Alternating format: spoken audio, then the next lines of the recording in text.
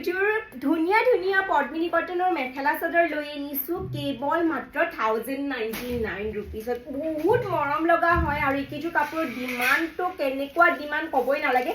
অকল 1099 ৰুপিছত আমি লৈ আনিছোঁ। সেল্ফ এটেচ পাৰীৰ সৈতে হ'ব। মাল্টিপল কালাৰ দি ৱৰ্ক কৰা আছে কাপোৰযোৰত। ইমান ধুনীয়া সেল্ফ এটেচ পাৰী, চাওক কিমান গৰ্জিয়াছ লাগিছে কাপোৰযোৰ। একদম ইউনিক হ'ব, পিন্ধিবলৈ বহুত আৰাম হয়।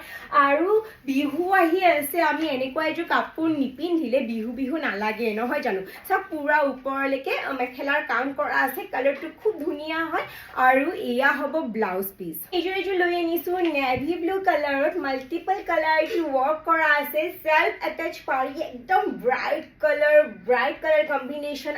এক্সট্ৰিমলি বিউটিফুল সেল্ফ এটেচ পাৰী। চাওক কাপোৰযোৰ মই আকৌ এবাৰ দেখাই দিছোঁ।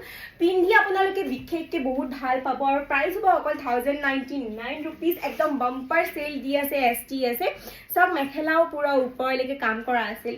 জাষ্ট লুক এট ইট, কিমান ধুনীয়াকৈ এইযোৰ কাপোৰ বনোৱা হৈছে। এয়া হ'ব ব্লাউজ পিচ চলিড। একেবাৰে আপোনালোকে নকৰিব আৰু এতিয়া বুক কৰি ল'ব।